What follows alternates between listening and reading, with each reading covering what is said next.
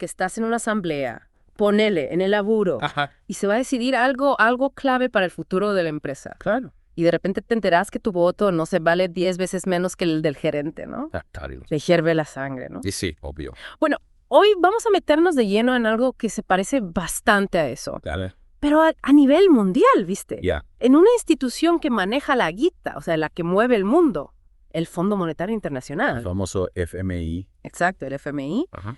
Nos llegó un informe del Instituto Tricontinental de Investigación Social que plantea algo que, bueno, te deja pensando. A ver. Dice que los países del norte global, ¿no?, Sí. tienen 10 veces más poder de voto que los del sur global. Imagínate, una persona de un país del norte, digamos, Sí. tiene el equivalente a 9 votos de personas de países del sur. Tremendo, ¿no? O sea, es una diferencia abismal. Totalmente una locura. Sí, es como que te digan, tu opinión cuenta, pero no tanto. Claro, o sea, te dan una palmadita en la espalda y te dicen, bueno, che, gracias por participar, pero... Pero acá mandamos nosotros. Exactamente. Y lo que más me llama la atención de todo esto es cómo se llega a esa distribución del poder, ¿no? Claro, ¿cómo funciona eso? Bueno, la FMI básicamente le asigna votos a sus países miembros en base al tamaño de su economía, Ajá. a lo que ellos llaman formalmente su posición económica relativa. O sea, como que cuanto más grande tu economía, Más fichas tenés para votar. más poder tenés en el FMI. Exacto, como si fuera una torta, ¿viste? Ajá. El tamaño de tu porción determina cuántos bocados puedes darle. Claro, y esa cantidad de votos define quiénes eligen a los que se sientan en el directorio ejecutivo, Que es donde se toman las decisiones importantes. el órgano que maneja la batuta, digamos. Sí, ahí se cocina todo. Y ahí es donde la cosa se pone, digamos, un poco despareja. Bastante, diría yo. Por ejemplo, Estados Unidos A ver. tiene el 16,49% de los votos en ese directorio. A primera vista uno podría decir, bueno, no es tanto, ¿no? Claro, pero Pero si te pones a pensar que representan solo el 4,22% de la población mundial, allá la cosa cambia. la proporción ya te hace ruido. Totalmente, o sea, es un montón de poder para tan poca gente. Y encima, para colmo, el convenio constitutivo del FMI, que vendría a ser como la ley madre del fondo, ¿no? Su manual de instrucciones. Exactamente. Exige el 85% de los votos para hacer cualquier cambio importante. O sea que con ese 16,49%. Estados Unidos tiene poder de veto. Directamente. Bloquea lo que no le gusta. ¿Tal cual? En la práctica, las políticas del FMI terminan bastante alineadas con los intereses del gobierno estadounidense. Es que no es casualidad que la sede de la FMI esté en Washington, ¿no? Ahí, cerquita de la Casa Blanca, ¿no? Claro, y se juntan seguido con la gente del Departamento del Tesoro de Estados Unidos. Es como que es inevitable que haya una influencia ahí. Totalmente, digamos que la cercanía ayuda. Y todo esto nos lleva a una pregunta importante, Che. A ver, dispara. ¿Cómo afecta esta estructura de poder a los países que más necesitan la ayuda del FMI? Buena pregunta. Sobre todo a los del sur global, ¿viste? Sí, a los que están del otro lado de la balanza. El boletín que mencionamos antes trae un ejemplo recontra concreto para entender esto. Dale, ¿contar? El caso de Venezuela, Interesante. que, ojo, no es un país cualquiera en el FMI. No, para nada. Es miembro fundador Señor. y había pagado todos sus préstamos en 2007, O sea, estaban al día. sin deudas. Impecable. Y no habían pedido más ayuda a corto plazo. Entonces, ¿qué pasó? Bueno, en 2019, Estados Unidos deja de reconocer al gobierno de Maduro, ¿te acordás? Sí, claro. Unilateralmente. Una decisión bastante polémica. Y presionó al FMI para que hiciera lo mismo. Ajá. Una movida geopolítica que tuvo consecuencias económicas directas para Venezuela. Claro, porque al no reconocer al gobierno Se complica el acceso a los recursos. y la posibilidad de negociar. Exacto. Lo curioso es que, a pesar de esa presión, el FMI en su página web seguía mostrando a Simón Alejandro Serpa Delgado como el representante de Venezuela. Que era el ministro de Finanzas de Maduro. Ajá. Era como una señal de que formalmente al menos todavía reconocían a ese gobierno. Una especie de doble discurso. Pero la cosa no quedó ahí. ¿Qué más pasó? Venezuela intentó acceder a $5,000 millones en derechos especiales de giro, o sea, DG. Los DEG, sí, como una especie de moneda interna del FMI. Exacto, que los países pueden usar como reserva o para intercambiar. Una herramienta para tener liquidez. Y esto era parte de una iniciativa global para aumentar la liquidez en un momento de necesidad mundial. En plena pandemia, ¿no? Exacto. Y Venezuela, como miembro de FMI, tenía derecho a esa plata. Ante ahí. Pero el FMI, bajo la presión de Estados Unidos, ¿no?, Imagino. decide no transferir esos fondos. Mira vos. Incluso antes ya le habían rechazado a Venezuela una solicitud por $400 millones de sus propios O sea, plata que ya era de Venezuela. y que no pudieron usar en un momento crítico. Increíble. La justificación oficial que dio el FMI fue la falta de claridad en el reconocimiento del gobierno venezolano por parte de la comunidad internacional. Suena a excusa. Pero poco después, ASAS borraron el nombre de Serpa de su sitio web. Ahí tienes la respuesta. Quedó clarísimo cuál era la razón detrás de la decisión. La política mandó sobre la economía. Y ojo, que la crítica a esa situación no viene solo de analistas o de informes. No. El boletín también menciona líderes como Lula da Silva, el presidente de Brasil. ¿Qué dijo Lula? Habló de la asfixia que representa la política del FMI para las naciones más pobres. Fuerte declaración. Y puso como ejemplo a Argentina, Claro, nuestro vecino. que está sintiendo la presión de las condiciones del FMI. Y Lula tiene razón. Ningún gobierno puede trabajar con un cuchillo en la garganta por las deudas. Exacto, lo dijo en un discurso en Shanghái. ¿Y qué más dijo? Hizo un llamado a la paciencia de los bancos y a la renovación de acuerdos si es necesario. Un pedido de comprensión. Su punto es que cuando el FMI u otros bancos prestan a países del tercer mundo, no deberían actuar como si esos países fueran sus rehenes. Es una crítica a la rigidez del sistema. Y a la falta de consideración por las realidades de esos países. Totalmente. Y esta dinámica de poder desigual no se ve solo en el FMI. No. Contame. El boletín también habla de la concentración de la riqueza a nivel mundial. Un tema siempre vigente. Oxfam demostró que el 1% más rico del mundo tiene más guita que el 95% de la humanidad. Una locura, che. Imagínate la torta. Una porción chiquita se lleva casi todo. Sí, la desigualdad es cada vez más profunda. Y lo más sorprendente es la conexión entre esa élite económica y el poder político. ¿Cómo es eso? Más de un tercio de las 50 empresas más grandes del mundo están dirigidas por multimillonarios. Lo tienen a un multimillonario como principal accionista. Exacto. Y algunos de esos mismos multimillonarios formaron parte del gabinete de Trump. Además, O sea, tienen una influencia enorme en la economía y en la política a nivel global. es un círculo vicioso, ¿no? El poder económico se traduce en poder político. Y viceversa. Y para colmo se espera que aparezcan 5 billonarios más antes de que termine la década. La concentración de la riqueza sigue en aumento. Y esos son los que terminan influyendo en las decisiones de los gobiernos. Y por lo tanto en las organizaciones multilaterales como el FMI. Es como un juego donde las reglas están hechas para beneficiar a unos pocos. Y esta frustración por la falta de representación y la desigualdad no es algo nuevo, ¿eh? Wow.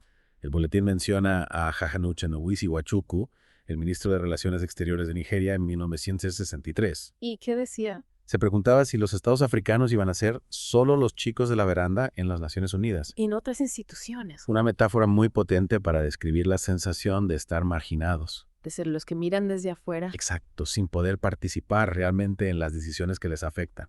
Y la situación en el FMI para África sigue siendo desigual. Sí, igual. Sí, aunque África tiene la mayor cantidad de miembros en el FMI. ¿En serio? 54 de 190. Wow. Y la mayor cantidad de programas de préstamos activos. O sea que son los que más necesitan ayuda. Pero tienen la segunda cuota de voto más baja. No puede ser. Solo superando a Oceanía, ¿Y quién tiene más votos? América del Norte, Que solo tiene 2 miembros. Canadá y Estados Unidos. Y tiene más votos que 54 países africanos juntos. Casi 3 veces más. Una barbaridad. Una desproporción que pide a gritos un cambio. A gritos. Y después de la crisis financiera de 2007, el FMI, digamos, se dio cuenta de que algo andaba mal Algo fallaba. y empezó un proceso de reforma. ¿Y en qué consistía la reforma? Bueno, el incentivo principal era que los países estaban evitando al FMI ¿Por qué? por el estigma asociado a pedirle plata al fondo. Como que te marca. Exacto. Entonces buscaban préstamos con tasas más altas en los mercados de capitales. Y eso empeoraba sus problemas. Era como caer en un pozo más profundo. Tremendo. Pero las reformas no fueron suficientes. No. Los cambios de 2014 no tuvieron el impacto que se esperaba. En 2023 la agenda de reformas se estancó de nuevo. Es como ponerle una curita a una herida gigante. No alcanza. Claro, se necesitan medidas más profundas. Pero hay propuestas concretas, ¿eh? Ah, sí, contame. El boletín destaca un documento de Paulo Nogueira Batista Jr. ¿Quién es? Fue director ejecutivo por Brasil en el FMI. Ah, un insider. Y en junio de 2024 publicó un programa de reforma con 7 puntos clave. Interesante. ¿Y qué propone? Primero, flexibilizar las condiciones de los préstamos. para que los países no se ahoguen con las exigencias. Exacto. ¿Y qué más? Recortar los recargos sobre los préstamos a largo plazo. Que a veces son una carga muy pesada. Sí, es como una bola de nieve que crece y crece. Y el tercer punto. Reforzar los préstamos en condiciones favorables para combatir la pobreza. Una medida que apunta a lo social. Claro, atacar las causas de la desigualdad. Y después, Aumentar los recursos globales del FMI. para que tenga más herramientas para ayudar. Exacto. Y el quinto punto, uno clave, aumentar el poder de los votos básicos. Para darles más voz a los países más pobres. Para que tengan más peso en las decisiones. Fundamental. Y también darle a África una tercera silla en el directorio. Para que tenga más representación. Y por último, crear un quinto puesto de subdirector gerente que sea ocupado por una nación más pobre. Una medida para diversificar el liderazgo. Para que no sea siempre el norte global el que manda. Son propuestas que buscan una mayor equidad y representatividad. Para que el FMI refleje mejor la diversidad de sus miembros. Y Batista argumenta que si el norte global ignora estas reformas, Se van a quedar solos. con una institución vacía, Porque el sur global buscará otras alternativas. como el acuerdo de reservas contingentes de los BRICS, Están buscando nuevos caminos. y el FMI podría quedar obsoleto. Es una advertencia, ¿eh? Sí, un llamado de atención. Y mientras tanto, el FMI sigue siendo clave para muchos países. ¿Por qué? El boletín menciona el caso de Sri Lanka, donde los pagos de intereses al FMI son una parte enorme de su presupuesto. Es que a veces no hay otra opción. Incluso gobiernos con agendas progresistas se ven obligados a recurrir a Washington, Es la realidad, por ahora. hasta que no haya un cambio real. El FMI sigue siendo la principal opción. Pero la cuestión del poder de voto es un tema pendiente. Un desafío que no se puede ignorar. Si queremos una economía global más justa. Y representativa. Así que, ¿cómo ves? Esta cuestión del poder de voto en el FMI no es un tema menor. Para nada. No se trata solo de números, Es una cuestión de poder de cómo se toman decisiones que afectan a millones de personas. en todo el mundo. Y les dejo una pregunta. A ver. ¿El sistema actual es el más justo? Y el más efectivo para enfrentar los desafíos globales. Esa es la pregunta. Lo importante es entender que la forma en que se gobiernan instituciones como el FMI tiene consecuencias directas en la vida de la gente. En su capacidad de desarrollarse. De superar las crisis, Las propuestas de reforma buscan justamente eso. abordar las desigualdades Hacer que el FMI sea más representativo de la realidad global. y de las necesidades de todos sus miembros. Es un debate que nos involucra a todos. Te haya dado una nueva mirada sobre el FMI. Y sobre las dinámicas de poder a nivel internacional. Es un tema complejo, pero fundamental para entender el mundo en el que vivimos. Totalmente de acuerdo. Che, qué copado tenerte acá de nuevo. La verdad, da para pensar. Dale. Vamos a intentar entender el rol que juega el FMI, el Fondo Monetario Internacional, en esa desigualdad que vemos en todo el mundo. Exacto. Esa diferencia enorme entre lo que llamamos el norte global y el sur global. Para este viaje tenemos una brújula de lujo, un ensayo. Buenísimo. Él nos va a dar una mirada crítica, bien a fondo, de cómo funciona todo este sistema. Y también vamos a charlar sobre cómo algunos gobiernos, como el de Javier Milei acá en Argentina, se enganchan en todo esto. Interesante. La idea es ver qué respuestas o qué caminos alternativos se están armando desde el sur global. ¿Qué te parece? Me parece perfecto. Vamos a darle. Dale. Bueno, para arrancar, creo que es clave entender que el FMI no es tan neutral como a veces se lo pinta. Totalmente. Nació en el 44, con un objetivo bastante noble en teoría. Sí. Se buscaba que los países cooperaran en temas de plata y que las finanzas internacionales fueran más estables. Pero O'Reilly, en su ensayo, plantea algo bien fuerte. Dice que el FMI labura de una forma antidemocrática. Mira, es clave entender eso porque, Ajá. porque muchas veces se lo presenta como algo técnico, ¿no? Claro. Como que está por encima de la política. Pero no es así. Y esa forma de laburar que él critica termina llevando a muchos países del sur al subdesarrollo y a defender siempre de otros. Totalmente. Eso es lo que Aurelio llama la trampa del subdesarrollo. Ok. A ver, desmenucemos un poco esto de la estructura antidemocrática del FMI. ¿De qué estamos hablando concretamente? Bueno, la clave está en cómo se toman las decisiones ahí adentro. Ahí entra en juego el sistema de votos que se basa en cuotas. ¿Y eso qué significa? Que los países con economías más grandes, más poderosos, tienen más votos. Y así, los del norte global, que son los que más plata tienen, terminan teniendo una influencia enorme. O sea que no todos los países tienen el mismo peso a la hora de decidir. Exacto. Imagínate, Estados Unidos tiene casi el 17% de los votos en el FMI. ¿En serio? Sí. pero representan apenas un poco más del 4% de la población mundial. Es una diferencia abismal. Tremendo. Y encima, con ese porcentaje que tienen, pueden vetar cualquier decisión que no les guste. Tienen un poder enorme. Es como tener la última palabra siempre. Un botón rojo gigante para controlar todo. Tal cual. Y eso les permite usar al FMI para defender sus propios intereses. O sea, intereses económicos y también políticos, ¿no? Obvio. ¿Y cómo se traduce todo esto en la vida real de los países del sur? Bueno, ahí es donde entran en juego las políticas neoliberales. Esas que escuchamos todo el tiempo. Sí, esas mismas. El FMI, con ese poder que te decía, termina siendo una herramienta para que los países del norte y las grandes empresas multinacionales saquen ventaja.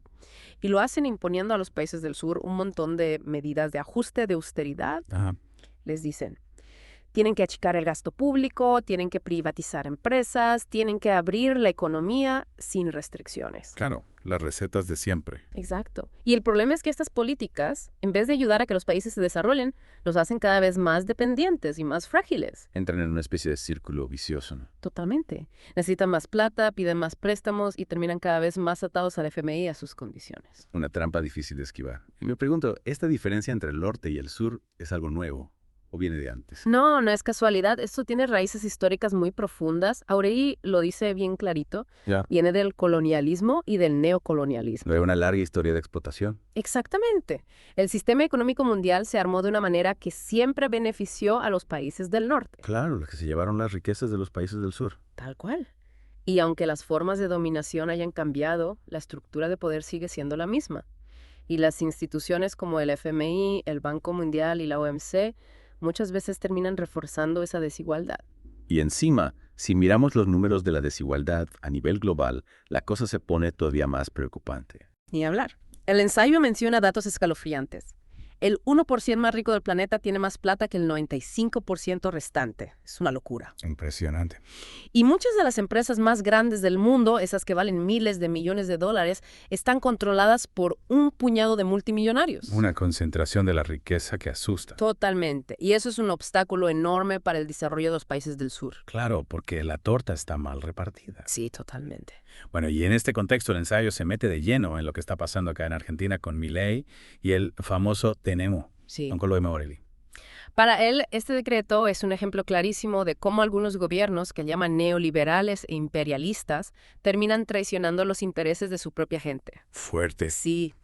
Dice que el DNU busca entregar los recursos de Argentina a intereses extranjeros. Una especie de entrega de la soberanía. Exactamente.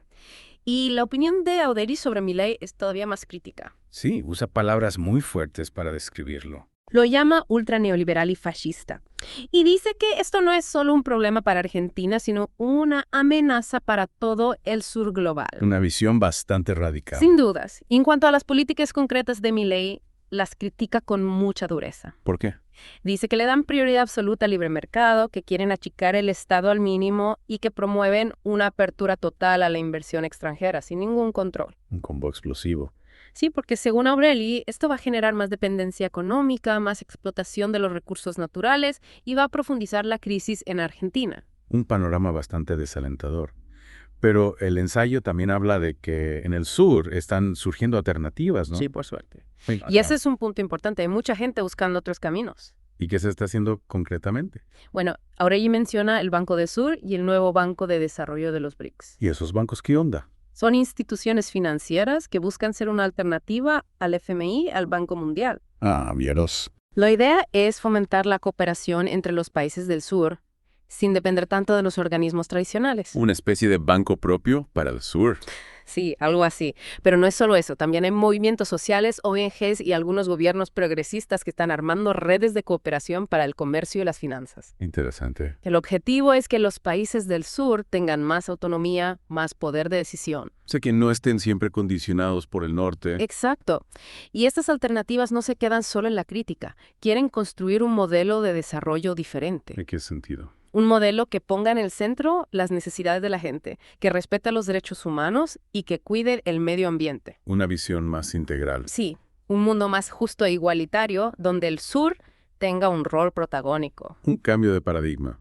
Y para ir cerrando, ¿cuál dirías que es el mensaje principal del ensayo? Creo que Aureli nos está diciendo que es urgente enfrentar el imperialismo, el neoliberalismo y el fascismo para poder construir un mundo mejor. Un llamado a la acción. Totalmente.